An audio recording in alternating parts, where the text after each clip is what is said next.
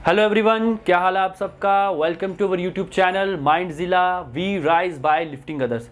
सो guys, आज estimation और costing का आपका पार्ट 4 में लेके आने वाला हूँ। और अब मैंने आपको इससे पहले भी मैंने आपको 2 वीडियोस करवा चुका हूँ। जो एक वीडियोस है कि मैं कैसे रीजनिंग में अच्छे मार्क्स अटेम्प्ट करता हूँ, 50 आउट ऑफ 50 आप कैसे ले सकते हो। वो एक पूरा प्लान मैंने डिस्कस किया कि आपको कौन कौन से टॉपिक पढ़ने चाहिए। उसके साथ ही मैंने जनरल अवेयरनेस के टॉपिक भी डिस्कस किया है कि जनरल अवेयरनेस में कैसे आप अच्छे स्कोर कर सकते हो और कौन कौन सा टॉपिक आपको पढ़ना चाहिए। तो आप जिन्होंने वो वीडियो नहीं देखी है, वो वीडियो जाके प्लीज़ देख लें, आपके लिए बहुत ही ज़्यादा इंपॉर्टेंट है वो। ठीक है, तो गाइज होमवर्क क्वेश्चन से स्टार्ट करेंगे हम। होमवर्क क्वेश्चन प्लीज़ किया करो, इससे आपकी प्रिपरेशन का लेवल आपको पता लगेगा। तो वीडियो को आगे बढ़ने से पहले मैं एक ही बात कहूँगा, stay home, stay safe and stay tuned to my videos. तो गाइज पहला क्वेश्चन आपकी स्क्रीन पे, इसको देखिए।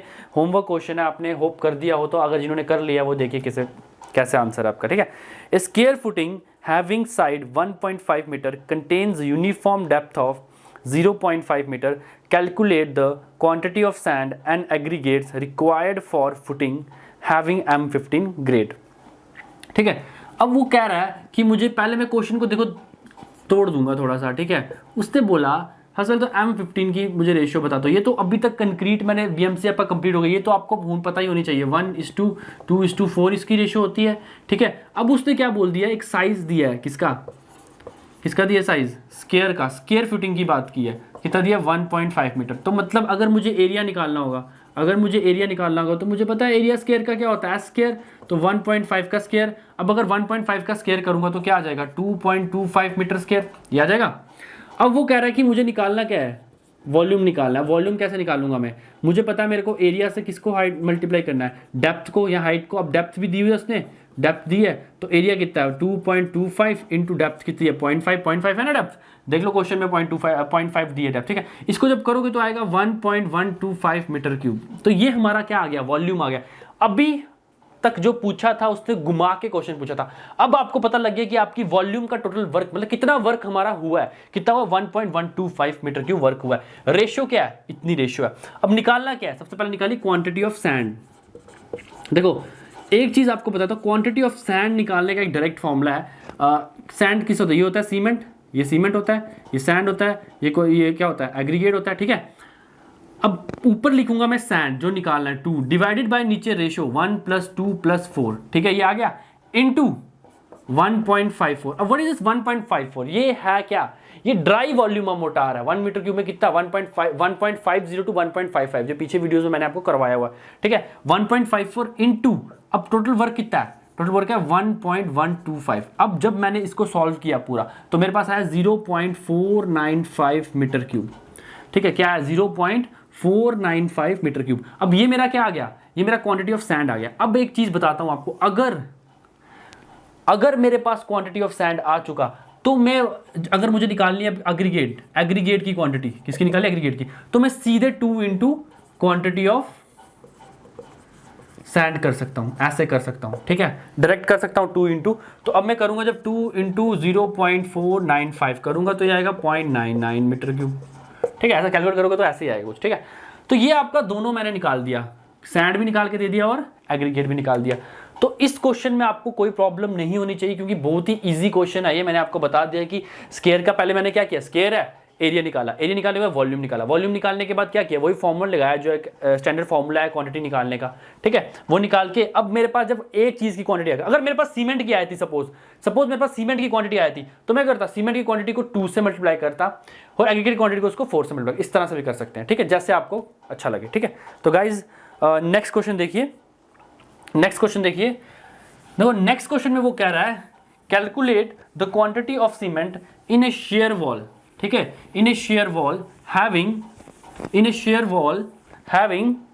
3 मीटर हाइट एंड 300 mm कर दो, इधर mm कर देना, 300 के आगे जो है विड्थ है, 300 mm width and 4 metre length, grade used M20। ठीक है, अब वो M20 ग्रेड की बात कर रहा है, किसकी बात कर रहा है, M20 ग्रेड की बात कर रहा है। अब देखो फिर से किसकी बात आ रही है, BMC की बात आ गई। आपको मैंने कंक्रीट चैप्टर में पढ़ाया है M20 कितना होता है, M20 अगर M20 ग्रेड होगा तो M20 ग्रेड कितना है, क्या रेशियो होती है M20 ग्रेड की, 1:1.5:3, ये होती है M20 की। अब उसने क्या कहा, उसने मेरे को कहा हाइट दी है, एक हाइट। अगर मैं हाइट बोलूं तो मेरे पास हाइट कितनी है, 3 मीटर की हाइट है, लेंथ कितनी है लेंथ कितनी है, लेंथ 4 मीटर है, 4 मीटर, हाँ 4 मीटर की लेंथ है। विड्थ कितनी है, विड्थ 400 है, 300 है, 300 mm की विड्थ है। अब आपको मैं बोलूँ कि मुझे वॉल्यूम निकालना है, ये तो आप निकाल ही लोगे, ये तो निकाल ही लोगे। 3 × 4 × 0.3। अब मैं जब इसको करूँगा सबको मल्टीप्लाई, तो मेरे पास क्या आ जाएगा, टोटल वॉल्यूम आ जाएगी। किसकी वॉल्यूम आ जाएगी, जो मैंने काम किया उसकी वॉल्यूम आ गई। तो ये कितनी आएगी 3.6, कितनी आएगी 3.6 मीटर क्यूब। ये मेरी क्या आ गई, वॉल्यूम आ गई। अब मुझे क्या निकालना है, क्वांटिटी ऑफ सैंड निकालना है, सॉरी सीमेंट पूछा है इसमें, ठीक है। क्वांटिटी ऑफ सीमेंट निकालना है। अब सीमेंट निकालना है। अब सीमेंट क्या है, 1, ये मैंने बताया था, ये सी होता है, ये सैंड होता है, ये एग्रीगेट होता है, ठीक है। तो 1 डिवाइडेड बाय 1 + 1.5 + 3, ये हो गया, इंटू 1.54, ये तो चलेगा अपना, ठीक है, इंटू कितना टोटल 3.6। तो जब मैंने इसको क्वांटिटी को देखा तो ये मेरी क्वांटिटी आई कुछ 1.008 मीटर क्यूब। अब देखो क्वेश्चन में ट्विस्ट, क्वेश्चन में देखो ट्विस्ट क्या है, उसने हमें क्या पूछ लिया, क्वांटिटी ऑफ सैंड सीमेंट पूछे, पर किसमें, in the form of bags, कि भाई कितने नंबर ऑफ बैग्स हैं।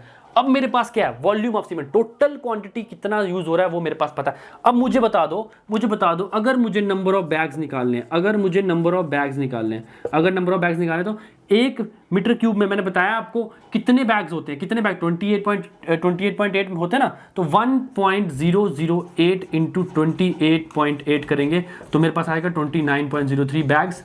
मतलब अपने पास 30 बैग्स ऑप्शन में होगा, जो 30 बैग्स वाला हम ले सकते हैं, 30 बैग्स वाला ले सकते हैं। एक और तरीका है, सपोज आपको 28.8 बैग नहीं याद रहा, तो हम इसको क्या कर सकते थे, 1.008 को डिवाइड कर सकते थे 0.0347 से, तो भी यही आंसर आता, ठीक है। तो गाइज ये जो 2 होमवर्क क्वेश्चंस थे मैंने आपको कंप्लीट करा चुका हूँ। प्लीज़ होमवर्क क्वेश्चन को घर में ट्राई कीजिए, आपको अच्छा लगेगा। जब आपके क्वेश्चन सॉल्व हो जाएंगे तो आप बोलोगे कि हाँ सर ने जो कराया है वो हमसे हो रहा है, ठीक है। तो आज की क्लास की तरफ चलते हैं। आज का पहला क्वेश्चन है जो, उसकी तरफ चलेंगे। तो पहला क्वेश्चन जो आज का है वो बहुत ही सिंपल क्वेश्चन है, आपकी स्क्रीन पे देखिए। वो कह रहा है, if the formation level of A highway has a uniform gradient for a particular length and the ground is also having longitudinal slope, the earthwork may be calculated by। देखो वो कह रहा है कि भैया ऐसा है कि हाईवे पे हमारे क्या हो रहा है, यूनिफॉर्म ग्रेडियंट दिया है और पर्टिकुलर लेंथ क्या हो, लॉन्गिट्यूडनल भी दिया हुआ है। तो वो कह रहा है ऐसे तो हम कौन सा फॉर्मूला कहेंगे, तो मैं कहता हूँ तीनों के तीनों फॉर्मूले हम कह सकते हैं। अब बट पहला फॉर्मूला उसने क्या बोला है, देखो मैं पूरा फॉर्मूला बता देता हूँ आपको। पहला कौन सा बोला उसने, मिड सेक्शनल फॉर्मूला।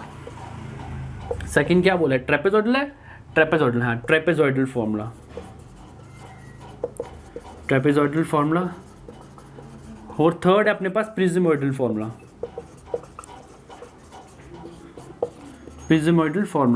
अब ये जो 3 फॉर्मूले हैं, ये पहले तो जो ऑप्शन है इस क्वेश्चन का जो आंसर है, क्वेश्चन का आंसर अपने पास डी है। डी मतलब बोले तो all of the above. Question का आंसर क्या है, डी मतलब तो ऑल ऑफ द अबव। अब मैं आपको मिड सेक्शन फॉर्मूला बताता हूँ। मिड सेक्शन फॉर्मूला कैसे निकालते हैं। मिड सेक्शन फॉर्मूला में हम क्या करते हैं, सपोज हमारे पास 2 डेप्थ होंगी, एरिया 1 निकाल लें हम पहले, BD1 + SD1 स्क्वायर, ठीक है। फिर निकालेंगे एरिया 2, BD2 + SD2 स्क्वायर, ठीक है। फिर क्या करेंगे, फिर ए निकाल देंगे, A1 + A2। अब मुझे क्वांटिटी निकालनी होगी, तो ये वाला A × L। Mid section formula से मैंने क्या निकाल दी, क्वांटिटी निकाल दी क्वांटिटी। क्या किया मैंने, BD1 + SD1 स्क्वायर, ठीक है। A2 = BD2 + SD2 स्क्वायर, दोनों का एरिया करके क्या कर दिया, नीचे लिख देता हूँ, दिखाई नहीं दे रहा होगा आपको, मैं फिर से लिख देता हूँ, ठीक है। एक बार देख लो उसको। देखो उसने क्या कहा है, पहले मैं क्या करूँगा, एरिया निकालूंगा A1, BD1 + SD1 स्क्वायर, ठीक है। फिर निकालूंगा एरिया 2, BD2 + SD2 स्क्वायर। फिर निकालूंगा कैपिटल एरिया A1 + A2। फिर निकालूंगा क्वांटिटी = एरिया × लेंथ, ठीक है। अब आएगा ट्रेपेजॉइडल फॉर्मूला, ठीक है। इसमें मुझे क्या निकालनी है, सपोज मुझे क्वांटिटी निकालनी है, क्वांटिटी निकालनी है। तो ट्रेपेजॉइडल फॉर्मूला क्या होता है, L मतलब जो लेंथ दी होती है, whole bracket A1 + AN divided by 2 + A2 + A3 + A4 + so on, जितना भी होगा, ठीक है। ये अपना क्या आ जाएगा, trapezoidal formula. Prismoidal formula Q = L/3 या D/3 जो भी होगा, ठीक है। L/3 लिख देते, ठीक है। L/3 होल ब्रैकेट, फिर ब्रैकेट A1 + AN, ठीक है, प्लस 4, सबसे पहले क्या आएगा 4, और इधर क्या आएगा even A2 plus A4 plus A6 plus so on, फिर plus 2 A3 plus A5 plus A7 plus so on, ठीक है। ये मैंने आपको तीनों फॉर्मूले लिखा दिए। अब जो प्रिज्मोइडल फॉर्मूला है, इसको हम एक और नाम देते हैं सिम्पसन 1/3 रूल, ठीक है, कहते हैं सिम्पसन 1/3 रूल भी कह सकते हैं। और लेकिन प्रिज्मोइडल फॉर्मूला को ऑब्जेक्टिव में पूछता है, बहुत ही इंपॉर्टेंट है ये प्रिज्मोइडल फॉर्मूला, क्या है, बहुत ही ज्यादा इंपॉर्टेंट, ये ऑब्जेक्टिव में आ चुका है, ठीक है। इसको एक और फॉर्म से लिख सकते हैं L/3 first term plus last term plus 4 even orders plus 2 all orders, इस तरह से भी लिख सकते हैं। तो गाइस पहला क्वेश्चन आपके आंसर है D, option number D is right answer. Next question देखिए, नेक्स्ट क्वेश्चन बहुत ही इजी क्वेश्चन है, एक ही वर्ड में हो जाएगा और मैक्सिमम बच्चों को पता भी होगा, क्योंकि आजकल जो बीटेक करते हैं, बीटेक करने के बाद मैक्सिमम बच्चे क्या सोचते हैं कि सर कुछ नहीं होगा तो हम क्या करेंगे, कॉन्ट्रैक्टर ही बन जाएंगे ना, तो उनको तो पता ही होगा। वो कह रहा है on acceptance of tender the tender has to deposit dash of the tendered amount on security money inclusive of the money already deposit. उसके कहने का मतलब है, देखो दो टाइप की मनी होती है, एक होती है अर्नेस्ट मनी, एक होती है अर्नेस्ट मनी, एक होती है सिक्योरिटी मनी, ठीक है।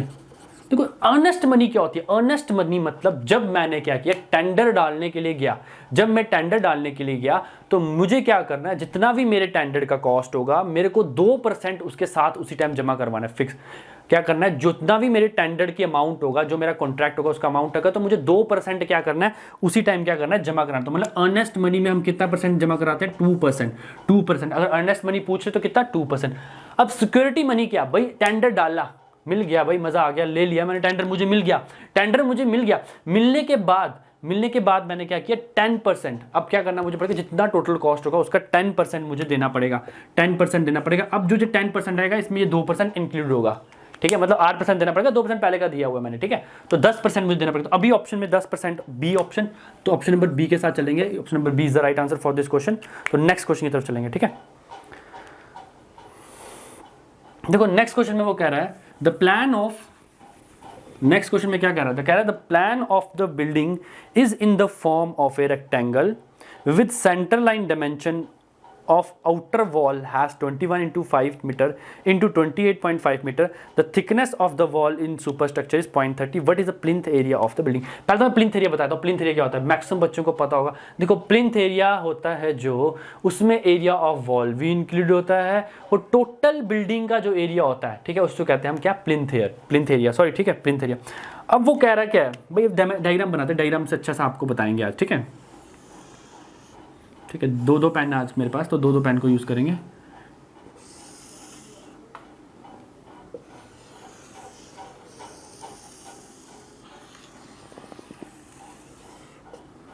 ठीक है, देखो अब उसने क्या कह दिया, उसने खुद ही दे दिया, क्या दे दिया, सेंटर लाइन खुद ही दे दिया। अब मैं मुझे क्या निकालना है, मुझे सेंटर लाइन डायमेंशन नहीं निकालनी है। उसने क्या बोला कि मेरे पास जो एल साइज के 21 centre line dimension of outer wall has 21.5 metre, मतलब एक मेरी वॉल है जो यहाँ से यहाँ तक, इसकी कितनी दे दी इसने, 21.5 मीटर दे दिया, ये इतना दे दिया। और साथ ही इधर से इधर तक है, कितना दे दिया इसका दे दिया मुझे 28.5 मीटर, ठीक है। ये दो डायमेंशंस मेरे पास उसने दे दी क्वेश्चन में। और साथ ही उसने बोला कि 30 मीटर की क्या है, 0.30 मीटर की क्या है, 0.30 मीटर की क्या थिकनेस है। हाँ सारी कितनी है, 0.30 मीटर की थिकनेस है। ये डायग्राम है, देखो डायग्राम के थ्रू ही समझेंगे, बहुत इजी है कॉन्सेप्ट, कोई चक्कर नहीं, हो जाएगा। वो कह रहा है प्लिंथ एरिया निकाला, मैं इसके बीच में बना दूँ। अगर मुझे प्लिंथ एरिया निकालना है, क्या निकालना है, मुझे प्लिंथ एरिया निकालना है। प्लिंथ एरिया क्या होता है, मैं बताया टोटल कवर्ड एरिया, उसमें क्या आता है, एरिया ऑफ वॉल भी आता है। देखो क्वेश्चन इतना इजी है बट उसने घुमा के दिया, एरिया ऑफ वॉल भी आता है। अब उसने जो मुझे डायमेंशन दी है वो कौन सी डायमेंशन दी है, उसने मुझे जो डायमेंशन दी है वो दिया सेंटर टू सेंटर। अब मुझे कहाँ पहुंचना है, मुझे यहाँ से यहाँ पहुंचना है, मतलब मुझे चाहिए आउटर टू आउटर, मुझे चाहिए आउटर टू आउटर, मुझे चाहिए आउटर टू आउटर, मुझे एल भी आउटर चाहिए, वी भी आउटर चाहिए। तो मतलब प्लिंथ एरिया में अगर मैं देखूंगा कि मुझे करना क्या है, लेंथ इंटू विड्थ ही करना है, तो लेंथ अगर मुझे निकालनी है तो मेरी कितनी है, 21.5 मीटर है सेंटर टू सेंटर। अब मैं इसमें क्या ऐड करूंगा कि मैं आउटर आउटर पहुंच जाऊंगा, थिकनेस ऑफ वॉल करूंगा 0.30, 0.15 यहाँ से करूंगा, 0.15 यहाँ से करूंगा, तो मेरा क्या हो जाएगा 21.8 मीटर। विड्थ क्या करूंगा, सेम 28.5 प्लस 0.30 क्या करूँगा 28.8 मीटर। भाई सीधे कोई कुछ भी नहीं किया मैंने। अब मैंने अगर प्लिंथ एरिया निकालना है, अब अगर मैंने प्लिंथ एरिया निकालना है तो 21.8 इंटू 28.8 मीटर करूँगा तो मेरे पास जो ऑप्शन है, ऑप्शन आएगा अपने पास कौन सा 628 मीटर स्क्वायर आंसर आ जाएगा मेरा। बिल्कुल ईजी क्वेश्चन था। Option number B, option number B is the right answer for this question. बिल्कुल ईजी था, बट उसने क्या किया था, उसने क्या सेंटर टू सेंटर डिमेंशन दे दिया था आपको थोड़ा कंफ्यूज करने के लिए। ठीक है, अगला क्वेश्चन देखिए, अगले क्वेश्चन में वो क्या कह रहा है। देखो अगले क्वेश्चन में वो कह रहा है भैया कि narrow strip of a land at ground level between inner toy of bank and top of the cutting is known as. बहुत ईजी, सबने देखा होगा ये क्या, बट अभी याद नहीं होगा, बट कोई बात नहीं, जैसे मैं डायग्राम बनाऊंगा ना तो आपको याद आ जाएगा। ठीक है, ये क्या होता है, ये बैंकिंग हो जाता है, ये अपने पास क्या हो जाता है, कटिंग हो जाता है। वो अब क्वेश्चन उसने कहा narrow strip of land at the ground level toe portion पे, at the toe of banking पे और टॉप ऑफ कटिंग। ये क्या है, कटिंग, ये क्या है, बैंकिंग। वो ये पोर्शन पूछ रहा है, इसको क्या कहते हैं, इसको कहते हैं बर्म। क्या कहते हैं, बर्म। क्या कहते हैं, इस पोर्शन को क्या कहते हैं, बर्म। ठीक है, तो ऑप्शन नंबर कौन सा है, B is the right answer for this question. ठीक है, इसका क्या यूज होता है, एक्सटेंड करना हो, इंस्पेक्शन के लिए। ठीक है, नेक्स्ट देखिए, वो कह रहा है द एरिया, क्या कह रहा है, वो कह रहा है the area covered by the building immediately above the plinth level is. वो कह रहा है प्लिंथ लेवल के ऊपर जितना भी एरिया कवर होता है उसको क्या कहेंगे भैया, built up area, floor area, setbacks and floor area ratio. तो उसको कहते हैं हम बिल्टअप एरिया। क्या कहते हैं, बिल्टअप एरिया। इसमें एक चीज आई फ्लोर एरिया, पहले इसको क्या कहते हैं, इसको कहते हैं बिल्टअप एरिया। तो option number A is the right answer for this question. Floor area क्या होता है, फ्लोर एरिया वो एरिया जो हम क्या करते हैं, यूज करते हैं। टोटल कितना एरिया हमारे पास फ्लोर एरिया है, ठीक है, उसमें हम फ्लोर एरिया में मतलब क्या, प्लिंथ एरिया में से जब दीवारों का एरिया माइनस कर देंगे तो हमारे पास जो एरिया बचेगा उसको कहते हैं फ्लोर एरिया। एक और एरिया होता है कारपेट एरिया। कारपेट एरिया जिसको हम यूज करते हैं, दो टाइप के एरिया, एक फ्लोर एरिया, एक कारपेट एरिया। कारपेट एरिया मतलब जो हम यूज कर सकते हैं, फ्लोर एरिया मतलब plinth area minus area of the wall. तो अभी ऑप्शन इसका कहेगा बिल्टअप एरिया। ठीक है, अब फ्लोर एरिया रेशियो एक और चीज है इसमें, option number A right answer है इसका। ठीक है, फ्लोर एरिया रेशियो।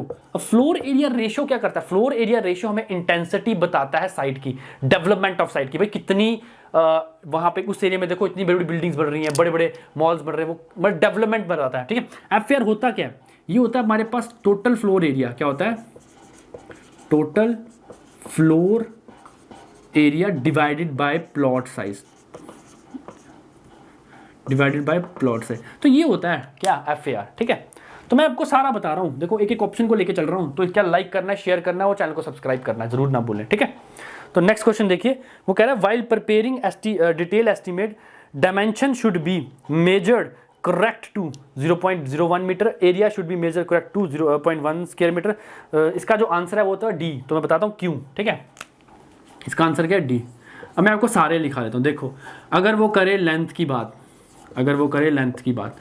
0.01 मीटर, अगर वो करे एरिया की बात 0.01 मीटर स्क्वायर, अगर वो करे वॉल्यूम की बात 0.01 मीटर क्यूब, अगर वो करे वुडवर्क में या वुड में तो 0.002 मीटर। ठीक है, ये हो गया। अगर वो कहे वेट, एक और बता देता हूँ, अगर वेट ऑफ मटेरियल कोई भी तो 1 kg। ये क्या है, ये है डिग्री ऑफ एक्यूरेसी। क्या है ये, डिग्री ऑफ एक्यूरेसी। ठीक है, मैंने सारी बता दी आपको, डिग्री ऑफ एक्यूरेसी सारी। अब इसमें वो देख रहा हूं मैं सारे के सारे ऑप्शन हैं जो ठीक है, option number D is the right answer for this question.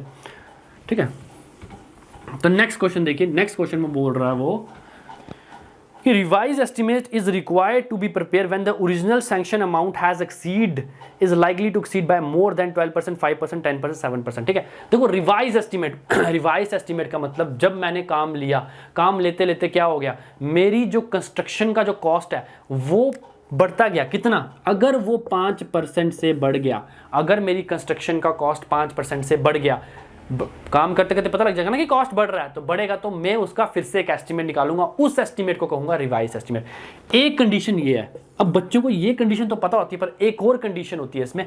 दूसरी कंडीशन ये होती है कि अगर मेरी मटीरियल मतलब मेरा मटेरियल जो मटेरियल ले रहा हूँ, क्वांटिटी ऑफ मटेरियल, वो 10% से ज़्यादा एक्सीड किया, जब मेरा क्वांटिटी ऑफ मटेरियल 10% से ज़्यादा एक्सीड किया तो भी रिवाइज एस्टिमेट होता है, तो भी रिवाइज। तो मैंने दो चीज़ें यहाँ से आपको, दो क्वेश्चन बनते हैं। पहला रिवाइज एस्टिमेट, इधर क्या बनता है, उसने कॉस्ट पूछा है, ओरिजिनल सैंक्शन कॉस्ट पूछा, तो कितना 5%। अभी जो ऑप्शन क्या आएगा, option number B is the right answer for this question. But अगर वो बोलता कि मटीरियल में, तो आपने वो क्या लगाना, 10%। ठीक है, तो नेक्स्ट क्वेश्चन की तरफ चलेंगे। देखो नेक्स्ट क्वेश्चन वो क्या कह रहा है, नेक्स्ट क्वेश्चन कह रहा है the value at the end of utility period without being dismantle. अब मैंने क्या किया, एक बिल्डिंग है, उसकी डिजाइन लाइफ खत्म हो चुकी है। अब डिजाइन लाइफ खत्म होने के बाद मैंने उसको बेचना चाहा तो मैंने उसकी क्या लगाई, वैल्यू लगाई। अब दो तरीके से मैं उसकी वैल्यू लगा सकता हूं, एक तो बिल्डिंग को तोड़ के, एक तो बिल्डिंग को बिना तोड़े। जब मैंने उसकी बिल्डिंग को तोड़ के वैल्यू लगाई तो मतलब स्क्रैप वैल्यू, मतलब स्क्रैप वैल्यू। अगर मैंने बिना तोड़े बिल्डिंग को वैल्यू लगाई तो मतलब सैल्वेज वैल्यू। तो यहां पे option number B is the right answer for this question, क्या आएगा, सैल्वेज वैल्यू। ठीक है, नेक्स्ट क्वेश्चन देखिए, वो कह रहा है the plinth area of the building not includes area of the wall at the floor level. वो कह रहा है प्लिंथ एरिया में ऐसा क्या चीज़ है जो नहीं इंक्लूड है। ठीक है, हम ऑप्शन वाइज चलेंगे तो आपको बताते जाएंगे। Area of the wall at floor level, plinth area में area of the wall include होती है। ठीक है, second lift and wall including landing, lift and wall including ये भी होती है। ठीक है, कोर्ट यार्ड एरिया और ब्रांडा एरिया, तो इसमें जो नहीं होता है वो क्या होता है, कोर्ट यार्ड एरिया। तो ऑप्शन नंबर सी आएगा, इसका आंसर क्या आएगा, option number C is the right answer for this question. तो नेक्स्ट क्वेश्चन को देखेंगे, वो कह रहा है what is the quantity of lime required for brick work with 1:2 proportion of mortar for 10 metre cube brick work. बहुत easy, मैंने ऐसे क्वेश्चन आपको करवाए भी हैं। ठीक है, अब वो क्या कह रहा है, मुझे क्वांटिटी ऑफ लाइम पूछ रहा है, क्या निकालना मैंने, क्वांटिटी ऑफ लाइम, वैसे ही निकालूंगा, क्या दिक्कत है, 1:2 रेशियो की पूछ रहा है। काम कितना किया मैंने, अब मुझे उससे पूछूंगा भैया बता मुझे कि तूने टोटल वॉल्यूम कितने किया, वॉल्यूम ऑफ ब्रिक वर्क कितना है, वॉल्यूम ऑफ ब्रिक वर्क है 10 मीटर क्यूब। उससे बोल दिया मुझे कि वॉल्यूम जो मैंने टोटल ब्रिक वर्क का काम किया है वो 10 मीटर क्यूब का काम किया है, रेशियो मेरी ये है 1:2। मुझे बता कि भाई वो कह रहा है लाइम कितना लगेगा, तो लाइम ले बता देता हूँ तुझे, 1/1 + 2 × 10 अब क्या ब्रिक वर्क की बात चल रही है तो 0.33। ठीक है, क्या आएगा 0.33। तो ऑप्शन नंबर इसमें क्या आएगा 1.2 मीटर क्यूब। इसमें आ जाएगा, जब आप इसको सॉल्व करोगे तो 1.1 कुछ आएगा, तो ऑप्शन में चलेंगे 1.2 मीटर। तो option number A is the right answer for this question. तो नेक्स्ट क्वेश्चन की तरफ चलेंगे। देखो जो नेक्स्ट क्वेश्चन है ये बहुत ही इंपॉर्टेंट क्वेश्चन है और आधे से ज़्यादा बच्चों को नहीं आता होगा ये। ठीक है, इसको मैं थोड़ा थॉरली समझा दूंगा। देखो वो कह रहा है in estimation deduction for opening with small segmental arches are taken as. ठीक है, अब मैं आपको बता देता हूँ क्या होता है जब हम डोर्स और विंडोज प्रोवाइड करते हैं, या कोई भी चीज़, तो एक आर्क सेगमेंटल डिडक्शन, जैसे दीवार है, दीवार के बीच में हम क्या करेंगे, एक डिडक्शन प्रोवाइड करते हैं। दीवार का मुझे क्या निकालना है, वॉल्यूम निकालना है, तो मैं डोर को तो माइनस करूंगा ना, डोर के एरिया को, वॉल्यूम को क्या करूंगा मैं माइनस करूंगा। तो वो यही बोल रहा है कि जब मैं क्या करूंगा, डिडक्शन फॉर ओपनिंग है, कोई भी ओपनिंग की बात कर रहा है वो, स्मॉल सेगमेंटल आर्क्स। ठीक है, सबसे पहले तो हम बात करते हैं स्मॉल सेगमेंटल आर्क्स की। अगर स्मॉल सेगमेंटल आर्क्स की बात कर रहा है वो, अगर स्मॉल सेगमेंटल आर्क्स की बात कर रहा है तो मतलब कि ऐसे होगा, ये मैंने इसको क्या मान लिया, रेक्टेंगल मान लिया, ये इसकी मैंने मान ली विड्थ। ठीक है, ये इसकी मैंने मान ली हाइट। अब आप बोल रहे हो वो सर आर्क की बात कर रहा है, आपने रेक्टेंगल कैसे मान लिया, वो डिडक्शन की बात कर रहा है, deduction in the form of small segmental arc, opening, कोई भी ओपनिंग। ठीक है, अब स्मॉल सेगमेंटल आर्क में जो आर होता है आर्क मतलब आर मतलब ये जो ये होता है, ये आर्क का ऊपर वाला, ये क्या होता है, ये नेग्लिजिबल होता है, मतलब ये बहुत ही ज़्यादा क्या होता है, स्मॉल होता है। तो हम इसको क्या करते हैं, निगलेक्ट कर लेते हैं, निगलेक्ट कर देते हैं। अब अगर मुझे इसका क्या निकालना है कि एस्टिमेशन निकालना है, तो मैं आर का टेकन क्या लूँगा, तो इसका जो फॉर्मूला बनता है वो बनता है B × H × thickness of wall.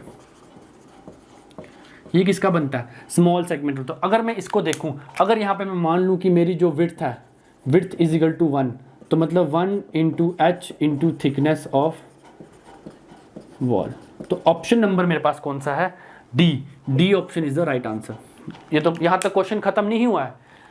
अब अगर वो पूछ ले, अब अगर वो आपको स्मॉल ना पूछे, बोले भैया स्मॉल नहीं है, अब क्या बोले वो कि लार्ज लाइक सेगमेंटल आर्क, अच्छी खासी राइज दिया उसमें, वो पूछ ले सेगमेंटल आर्क में अगर जो आर्क है वो क्या है, बड़ी है, इज इक्वल टू आर, उससे कुछ डायमेंशन दे दिया, आर को मैंने क्या मान लिया, आर मान लिया, तो मेरा क्या हो जाएगा, ये मेरा रेक्टेंगल ही रहेगा, पर यहाँ पे क्या हो जाएगी, एक आर्क बन जाएगी। इसकी डायमेंशन क्या मान लूँगा मैं, r, ये वही रहेगा h, ये क्या हो जाएगा b। ठीक है, अब इसका जो मैं डिरेक्शन होगी ओपनिंग की वो कैसे मानूंगा, वही करूँगा b into H into thickness of wall plus, अब ये आर्क का भी निकालना है ना, इस आर्क का भी निकालना है ना, इस वाले आर्क पोर्शन का भी निकालना है, तो आएगा 2/3 into B into R into thickness of wall. ठीक है, अब जो फॉर्मूला जनरेट होगा, अब जो फॉर्मूला मैं इधर लिख रहा हूँ, इधर ही लिखता हूँ, इधर फॉर्मूला जनरेट होगा वो क्या होगा, b into H plus 2/3 into B into R into thickness of wall. ये है ऑप्शन में, ये भी ऑप्शन में दिया हुआ है। अब यहाँ भी अगर विड्थ अगर 1 दे दी होती तो b की जगह क्या होता है, 1 into H plus 2/3 into 1 into R into thickness of wall. तो आपने कंफ्यूज नहीं होना है, जब उसने स्मॉल पूछा तो आंसर ये रहेगा, अगर सेगमेंटल आर्क में ज़्यादा पूछ लिया, लार्ज पूछ लिया, या आर्क का साइज बता दिया तो फॉर्मूला ये रहेगा। तो मैंने आपको दोनों तरीकों से करा दिया, मैंने आपको दोनों ऑप्शन को टैकल करना बता दिया। ठीक है, तो नेक्स्ट क्वेश्चन की तरफ चलेंगे। नेक्स्ट क्वेश्चन देखते हैं, वो कह रहा है the brick work is measured in square metre in case of honeycombing brick. देखो मीटर क्यूब में कब मेजर होगा, हनीकॉम्ब ब्रिक बिल्कुल होगा, फ्लैट सॉइलिंग ब्रिक में तब भी होगा, पार्टीशन वॉल में भी होगा। तो all of the above is the right answer for this question, option number D is the right. ठीक है, तो नेक्स्ट देखिए आ गया question, the correct prismoidal formula for the volume is. अब जो मैंने पहला क्वेश्चन कराया था उसमें मैंने आपको प्रिज्मोइडल फॉर्मूला बताया था, इसका ऑप्शन तो आपने अपने दिमाग में बना ही लिया होगा कि इसका क्या आंसर आएगा। तो इसका आंसर आएगा d/3 plus first area plus last area plus 4 even order plus 2 odd order. तो ऑप्शन नंबर बी के साथ चलूंगा, बाकी ऑप्शंस में डिस्कस नहीं करूंगा क्योंकि ये क्वेश्चन मैंने आपको थोड़ी देर पहले फर्स्ट क्वेश्चन में थोड़ा सा इसका डिस्कस कर दिया था। ठीक है, तो नेक्स्ट क्वेश्चन की तरफ चलेंगे। For 12 mm thick cement plastering 1:6 on 100 square metre new brickwork the quantity of cement required is. अब वो प्लास्टर की बात कर रहा है, देखो प्लास्टर की बात कर रहा है, तो प्लास्टर की बात से पहले आपको एक चीज मैं बता देता हूं, अगर मैंने 12 mm का थिक प्लास्टर यूज कर रहा हूं, अगर मैं 12 mm का थिक प्लास्टर यूज कर रहा हूं, यहाँ कितने 15 mm का होता है, 20 mm का, अगर मैं 12 mm का यूज कर रहा हूं तो मैं क्या करूंगा, वेस्टेज निकाल दूंगा 30%, अगर 15 mm का तो 25%, अगर 20 mm का तो 20%। ये याद रखना, ये वो वेस्टेज जब आप प्लास्टर करते हो, प्लास्टर जब ऐसे देखो ना फेंक के करता है वो, तो थोड़ी जो नीचे वेस्टेज हो जाती है प्लास्टर की, तो वो ये वेस्टेज है। अब मुझे जो सीमेंट की क्वांटिटी निकालनी है वो तो एक्यूरेट निकालनी है, वो तो पूरी प्रॉपर एक्यूरेट निकालनी है, तो वो कैसे निकालूंगा, उसने 12 mm थिक प्लास्टर की बात कर चुका है वो, तो 12 mm थिक प्लास्टर में सबसे पहले उसने मैं देखूंगा कि उसने एरिया ऑफ वर्क, एरिया दिया है, उसने मुझे दिया है एरिया किसका, ब्रिक वर्क का, कितना 100 मीटर स्क्वायर, वो कह रहा है 100 मीटर स्क्वायर भैया ब्रिक वर्क हुआ है, साथ में बोल दिया 12 mm का थिक प्लास्टर हुआ है, रेशो दी है, रेशो भी दी है, रेशो दी है 1:6 की रेशो दी है, ये चीजें उसने दी है। अब सबसे पहले तो मैं क्या निकालूंगा, वॉल्यूम तो निकालनी पड़ती है ना, वॉल्यूम ऑफ ब्रिक वर्क निकालूंगा, वॉल्यूम ऑफ ब्रिक वर्क करूंगा 100 इंटू 0.012, ठीक है, आ जाएगा मेरे पास 1.2 मीटर क्यूब। ये मेरी क्या आ गई, वॉल्यूम आ गई, वॉल्यूम ऑफ ब्रिक वर्क आ गई। अब मुझे क्या निकालना है, quantity of cement, quantity of cement निकालनी है। अब ये जो क्वांटिटी ऑफ सीमेंट मुझे निकालनी है, इससे पहले मैंने जो वॉल्यूम ले ली, मेरी वॉल्यूम कितनी आई, 1.2 मीटर क्यूब आ गई। अब 12 mm थिक प्लास्टर यूज हो रहा है, तो मतलब 30% तो उसमें क्या हो जाएगी, वेस्टेज हो जाएगी, क्या हो जाएगी, 30% की तो वेस्ट हो जाएगी। तो मैं क्या करूंगा, जो मेरा 12 mm यूज किया होगा इसमें से 30% भी ऐड कर लूंगा, 30% भी ऐड कर लूंगा, और क्या करूंगा 30% इसमें से इसको 30% बढ़ा दूंगा, क्या करूंगा, इसको 12 मीटर को क्या करूंगा इंटू 1.3, 30% बढ़ा दिया। अब मुझे क्वांटिटी ऑफ सीमेंट निकालनी है, सीमेंट निकालने के लिए क्या, 1/1 + 6 इंटू 1.2 इंटू 1.3 इंटू, अब क्या है 1.25 भी लेना ना मुझे, करूंगा तो ये मेरा जो आंसर है वो आएगा 0.274, क्या आएगा 0.274 मीटर क्यूब। तो ये मेरा आंसर आ जाएगा। देखो मैंने क्या कि जब भी प्लास्टर का निकालोगे तो याद रखना 30% की वेस्टेज 12 mm में ऐड करनी है। 1.25 क्या है? 1.25 इसका क्या है? ड्राई मोटार की वॉल्यूम है। ड्राई मोटार की वॉल्यूम क्या है? 1.25। तो आंसर 0.274। ठीक है, तो नेक्स्ट क्वेश्चन की तरफ पढ़ेंगे। देखो नेक्स्ट क्वेश्चन जो हमारा है, नेक्स्ट क्वेश्चन हमारा सिंकिंग फंड की तरफ से क्वेश्चन है। तो वो कह रहा है capital cost of building is ₹3 lakh after 20 years salvage value is ₹50,000.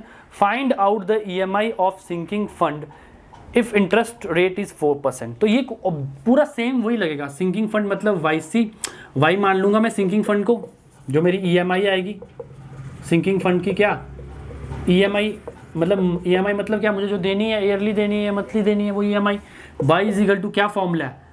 SI/1 + I की पावर n-1, ये फॉर्मूला है। अब S क्या है इसमें? अब S क्या है? S मुझे दिया हुआ है कितना? 3 लाख। तो मुझे कैपिटल कॉस्ट में टोटल कॉस्ट, तो वो कितनी है? 3 लाख। ठीक है, अब माइनस करूंगा मैं इसमें से, क्या माइनस क्या करूंगा? 50,000 क्या कर दूंगा? सैलवेज वैल्यू माइनस कर दूंगा, तो ये कितना आ जाएगा? 2.5 लाख आ जाएगा। तो मतलब 2.5 लाख इंटू 0.04 डिवाइडेड बाई 1 + 0.04 की पावर 20 ईयर्स है, 20 साल, -1। तो जब मैं इसको सॉल्व करूंगा तो सॉल्व करके मेरा कुछ 8400 रुपीज़ आएगा। रुपीज़ 8400 आएगा। ठीक है, 8400 आएगा। ठीक है, तो नेक्स्ट क्वेश्चन की तरफ चलेंगे। नेक्स्ट क्वेश्चन में देखो, वो कह रहा है वुड वर्क। अब आ गया वही क्वेश्चन। देखो आपको जो सारे ऑप्शंस में करवाता हूँ वो इसलिए करवाता हूँ क्योंकि ऑप्शन जो क्वेश्चंस होते हैं वो अगले ऑप्शन से रिलेटेड ही होते हैं। वो कह रहा है wood work should be measure for a length to nearest. ये मैंने आपको बताया, जो वुड वर्क है वो कितना होता है? 0.002 मीटर तक मेजर होता है। ठीक है, तो ऑप्शन नंबर कौन सा है? Option number B is the right answer for this question. ठीक है, तो नेक्स्ट की तरफ चलेंगे। वो कह रहा है volume of stone required for 1 metre cube of stone masonry. तो इसका आंसर है 1.25। क्या है? 1.25। इसको याद रखना, ये फिक्स्ड है 1.25। Option number B is the right answer for this question. वो कह रहा है वॉल्यूम ऑफ स्टोन की, ये जो वॉल्यूम है वो स्टोन मैसनरी कितनी होती है? 1.25 होती है। ये फिक्स्ड है, इसको लर्न कर लेना। ठीक है, नेक्स्ट देखो, वो कह रहा है the ratio of dry volume of cement concrete to the wet volume of cement concrete. वो कह रहा है ऐसी रेशियो बताओ जो ड्राई वॉल्यूम है वो सीमेंट की जो वेट वॉल्यूम से मिलती हो। मैंने आपको बताया 1.50 से 1.55। ये क्या होती है? ये dry volume of cement concrete के केस में 1.50 से 1.55 तक होती है। तो ऑप्शन नंबर यहाँ पे कौन सा आएगा? B is the right answer for this question. तो नेक्स्ट क्वेश्चन, ठीक है, नेक्स्ट क्वेश्चन की तरफ चलेंगे।